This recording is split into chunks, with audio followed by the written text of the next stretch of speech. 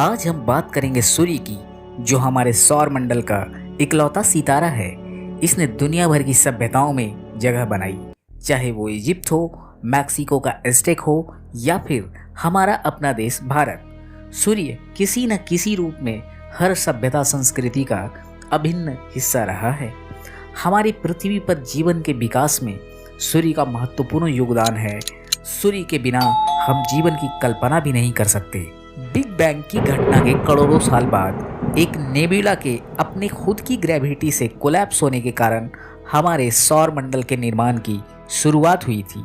सौर मंडल की उत्पत्ति के बारे में जानने के लिए ऊपर आई बटन पर क्लिक करके आप हमारी पिछली वीडियो देख सकते हैं।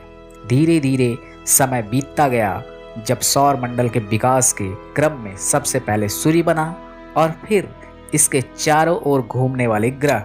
सूर्य इन सब के केंद्र में था और इसकी अपनी गुरुत्वाकर्षण शक्ति इतनी पावरफुल थी कि इसके कारण सभी ग्रह अपने निश्चित परिक्रमा पथ पर इसका चक्कर लगाने लगे। ईसा से 600 वर्ष पूर्व प्राचीन यूनान के एस्ट्रोनॉमर ये मानते थे कि पृथ्वी अस्थिर है और सूर्य और बाकी सितारे इसके चारों ओर घूमते हैं, और इसे जियोसेंट्रिक कॉन्सेप्ट कहा जाता है, जिसे टॉलमी ने दिया।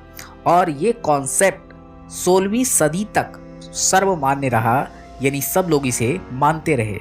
होता ये था कि पहले लोग देखते थे कि पृथ्वी जहाँ वो रहते हैं वो तो अस्थिर है, लेकिन सूरज सुबह उगता है, शाम में डूब जाता है।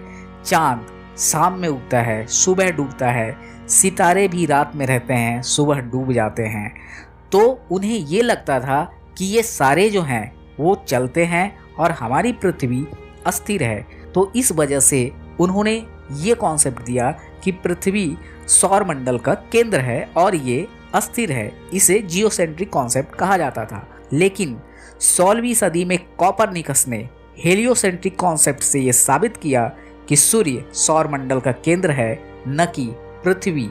हालांकि इसके बाद कोपरनिकस को चर्च की ओर से बहुत सारी धमकियां भी मिली, क्योंकि उस समय मान्यता ये था कि पृथ्वी ही सौर मंडल का केंद्र है, और चर्च जो था उस समय बहुत डोमिनेट करता था हर मामले में। सूर्य हमारे सौर मंडल का सबसे बड़ा ऑब्जेक्ट है और उसका डायमीटर लगभग 13,90,000 किलोमीटर है। ये इतना बड़ा है कि इसमें लगभग 10 लाख पृथ्वियां समा जाएगी। इसकी गुरुत्वाकर्षण शक्ति इतनी मजबूत है कि अलग अलग ऑर्बिट्स में घूमते हुए पृथ्वी और अन्य ग्रहों को अपने जगह पर निर्धारित रखती है। सूर्य से पृथ्वी की औसत दूरी लगभग 14,96,00,000 किलोमीटर है, और इतनी दूर से सूर्य के प्रकाश को धरती पर आने में 8.3 मिनट्स का टाइम लगता है। सूर्य को दूरबीन से देखने पर इसकी सतह पर छोटे बड़े स्पॉट्स दिखाई देते हैं, जिन्हें सन स्पॉट्स कहा जाता है। ये स्पॉट अपने स्थान से सरकते हुए दिखाई पड़ते हैं। इससे वैज्ञानिकों ने यह निष्कर्ष निकाला कि सूर्य पूरब से पश्चिम की ओर 26 दिन 8 घंटे में अपने एक्सिस पर एक रोटेशन पूरा करता है। जिस प्रकार पृथ्वी और अन्य ग्रह सूरज की परिक्रमा करते हैं, उसी प्रकार सूरज भी हमारी गैलेक्सी के केंद्र की परिक्रमा करता है, और इस परिक्रमा को पूरा करने में 22 से 25 करोड़ साल लगते हैं, और इस समय को एक नेबुलर ईयर कहा जाता है। अब आइए जानते हैं कि सूर्य कैसा है। तो सूर्य एक जी टाइप स्टार है, जो कि सौर मंडल के कुल द्रव्यमान का लगभग 99.86% कंटेन करता है, और ये इतना पुराना है कि आप सोच भी नहीं सकते। इसकी उम्र है 4.6 बिलियन ईयर्स। अपने इक्वेटर पर सूर्य के घूमने की स्पीड इसके ध्रुवों पे घूमने की स्पीड से ज़्यादा है। पुराने समय में लोग ये सोचते थे कि सूर्य ठोस है, एक सॉलिड है, लेकिन हकीकत ये है कि सूर्य ठोस नहीं है। ये आयोनाइज्ड गैसों का एक गोला है, जिसमें 92.1% हाइड्रोजन, 7.8% हीलियम और 0.1% दूसरे एलिमेंट्स हैं, जबकि इसकी डेंसिटी 1409 kg पर मीटर क्यूब है। अब संरचना के आधार पर सूर्य को जानते हैं। सूर्य को हम 6 भागों में विभाजित कर सकते हैं। पहला कोर, दूसरा रेडिएटिव जोन, तीसरा कन्वेक्टिव जोन, चौथा विजिबल सरफेस, पांचवा क्रोमोस्फेयर, और सबसे लास्ट में आउटर रीजन, जिसे कोरोना कहा जाता है, जो कि आजकल बहुत ही प्रचलित है और खतरनाक भी। तो पहले बात करते हैं कोर का। तो कोर का जो तापमान है वो 15 मिलियन डिग्री सेल्सियस के करीब है और इतना तापमान थर्मोन्यूक्लियर फ्यूजन को बनाने के लिए पर्याप्त है।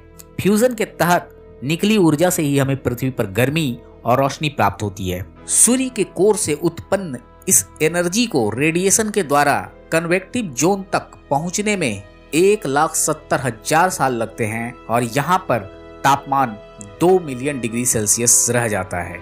ये फोटोस्फीयर तक आते आते 5,500 डिग्री सेल्सियस हो जाता है। सूर्य की सतह यानी फोटोस्फीयर की थिकनेस 500 किलोमीटर है और यहीं से रेडिएशन बाहर निकलता है जो कि पृथ्वी तक प्रकाश और गर्मी के रूप में पहुंचता है। फोटोस्फीयर के बाद आता है क्रोमोस्फीयर और फिर कोरोना। चूंकि क्रोमोस्फीयर और कोरोना जोन में विजिबल लाइट कमजोर होती है, इसलिए इसे सिर्फ पूर्ण सूर्य ग्रहण के समय ही देखा जा सकता है। सूर्य ग्रहण के दौरान जब चंद्रमा फोटोस्फीयर को पूरी तरह ढक लेता है तब क्रोमोस्फीयर सूर्य के चारों ओर एक लाल रिंग के जैसा दिखता है और जैसे जैसे फोटोस्फीयर की ऊंचाई बढ़ती है तापमान बढ़ते जाता है और ये कोरोना रीजन में आते आते फिर से 2 मिलियन डिग्री सेल्सियस तक पहुंच जाता है और इसकी वजह यहाँ मौजूद मैग्नेटिक फील्ड है। अब पेश है सूर्य से जुड़ी कुछ महत्वपूर्ण जानकारियां। 150 ईस्वी में टॉलमी ने जियोसेंट्रिक कॉन्सेप्ट दिया जो कि 16वीं सदी तक मान्य था। 1543 में कोपरनिकस ने हेलियोसेंट्रिक कॉन्सेप्ट दिया जिससे कि टॉलमी का कॉन्सेप्ट जो जियोसेंट्रिक था वो गलत साबित हो गया और इसमें कहा गया कि सूर्य सेंटर में है और पृथ्वी उसके चारों ओर घूमती है। सन 1610 गैलीलियो के द्वारा टेलीस्कोप से सन स्पॉट का पहली बार ऑब्जर्वेशन किया गया। यूलिसेस सूर्य का अध्ययन करने वाला पहला और इकलौता स्पेसक्राफ्ट था जिसने सूर्य के ध्रुवों का अध्ययन किया था।